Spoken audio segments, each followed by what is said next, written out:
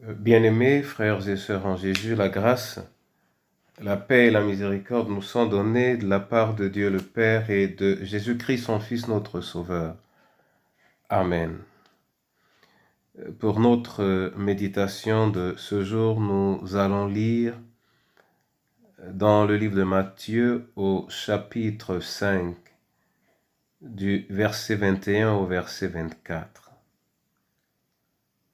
Avant la lecture, nous chantons le cantique 307, « Qu'il fait bon à ton service ». Qu'il fait bon à ton service, Jésus mon Sauveur. Qu'il est doux le sacrifice que t'offre mon cœur. Prends, ô Jésus, prends ma vie, elle est toute à toi. Et dans ta grâce infinie, du mal garde-moi.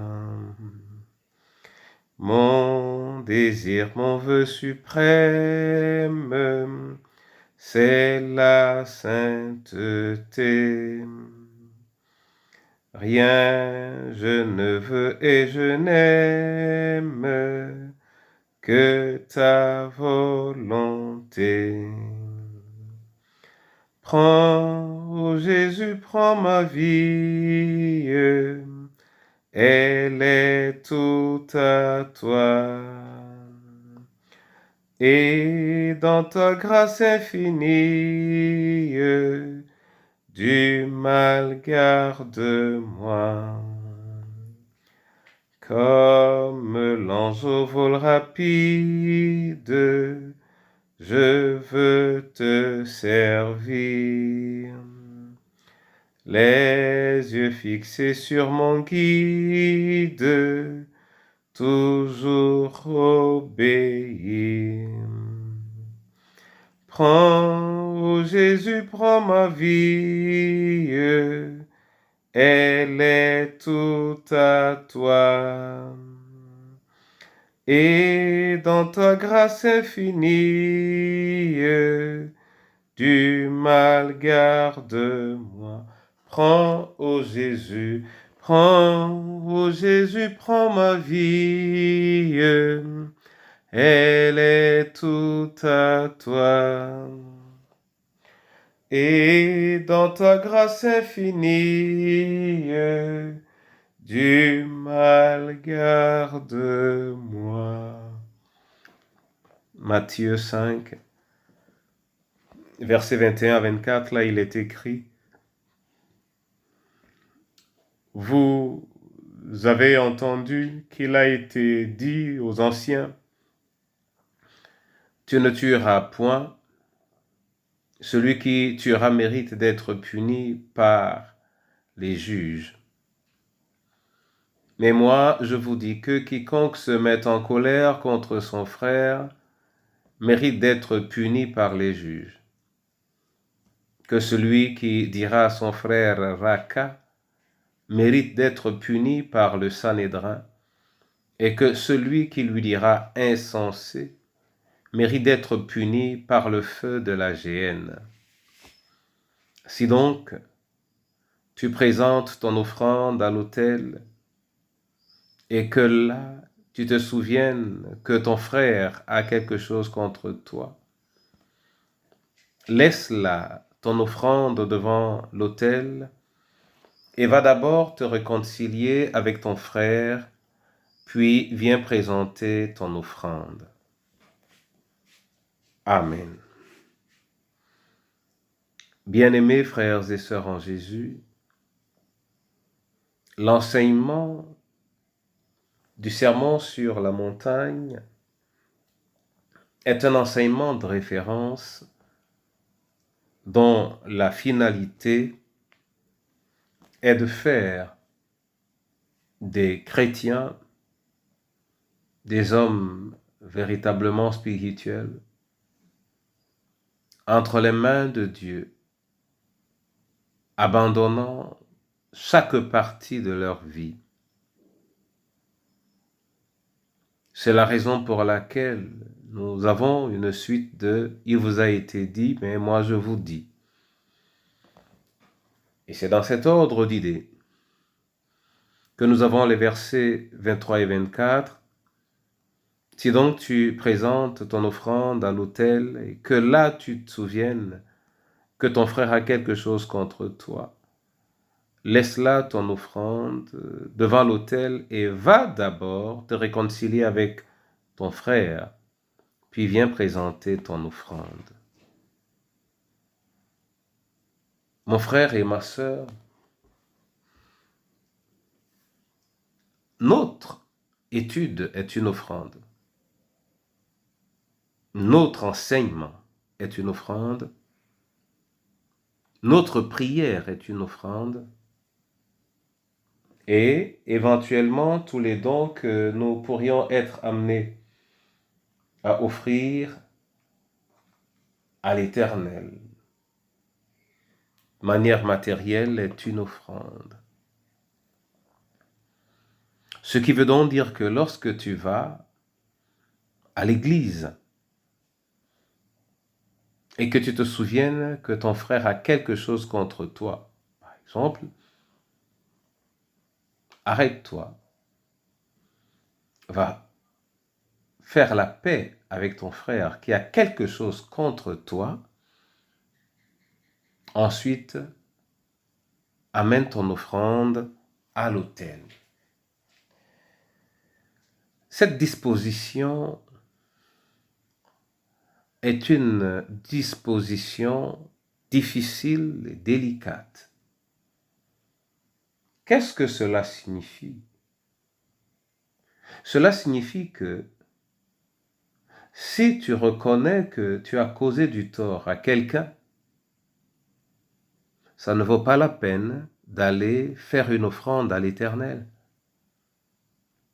Si tu reconnais que tu as fait du tort à quelqu'un et que tu ne veux pas réparer ce tort, ton offrande ne sera pas acceptée par l'Éternel. Pour que cette offrande soit acceptée, il faut faire la paix avec ton frère, il faut faire la paix avec ta sœur. Et dans une société, ou dans des communautés où on vit de manière constante dans l'injustice que nous causons à nos frères et à nos sœurs, l'application de cette loi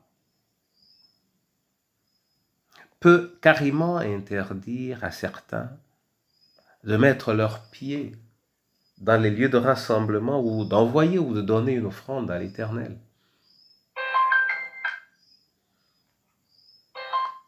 Frères et sœurs en Jésus,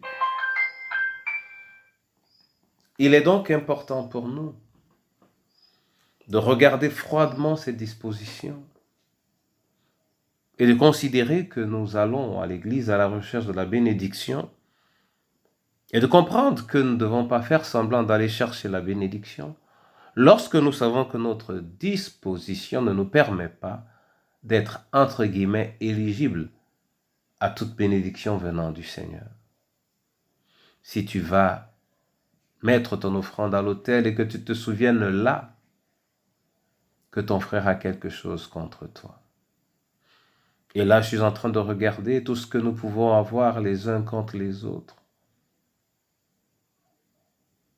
Les mots mal placés, les mépris, les rejets, la haine manifeste, et toutes ces choses qui nous amènent à ravaler les autres, qui nous amènent à réduire leur importance dans notre cœur. Et tous les abus, toutes les dominations que nous pouvons causer sur nos biens communs ou sur les biens du frère. Mon frère et ma sœur, Ce passage nous invite à être conscients et conséquents, nous invite à comprendre que notre offrande ne peut être acceptable que si personne n'a quoi que ce soit contre nous de manière justifiée. J'imagine ce que cela pourrait faire dans les églises en termes de ressources, car plusieurs n'y arriveraient plus, et plus encore, personne n'amènera ou n'enverra son offrande à l'église.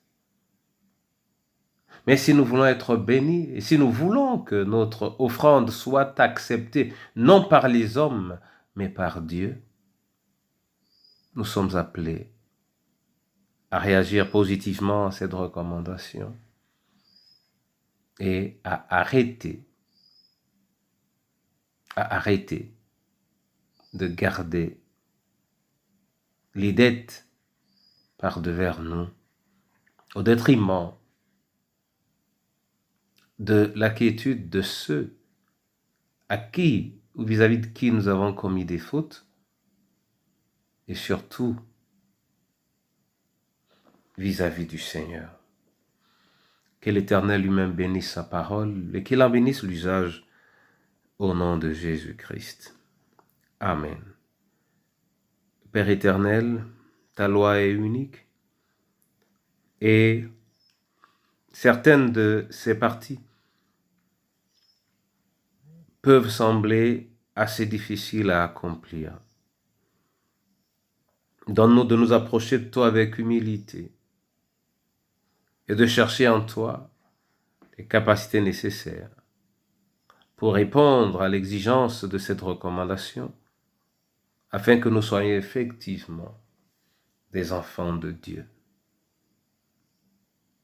Oui, Seigneur, accorde à nos cœurs d'être vifs et vigilants, d'avoir du discernement. Entre tes mains les veuves et les orphelins. Entre tes mains, Seigneur, nos différentes familles, entre tes mains, ton Église. Éveille la conscience des bergers, des anciens et des fidèles, à la réalité de leur communion avec toi.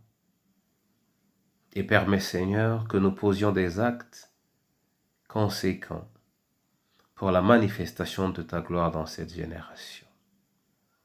Viens, purifie et sanctifie toutes choses au nom de Jésus-Christ. Amen. Notre Père qui es aux cieux, que ton nom soit sanctifié et que ton règne vienne. Que ta volonté soit faite sur la terre comme au ciel. Donne-nous aujourd'hui notre pain de ce jour. Pardonne nos offenses, comme nous pardonnons aussi à ceux qui nous ont offensés. Et ne nous soumets pas à la tentation, mais délivre-nous du mal, car c'est à toi qu'appartiennent le règne, la puissance et la gloire, pour les siècles des siècles. Amen.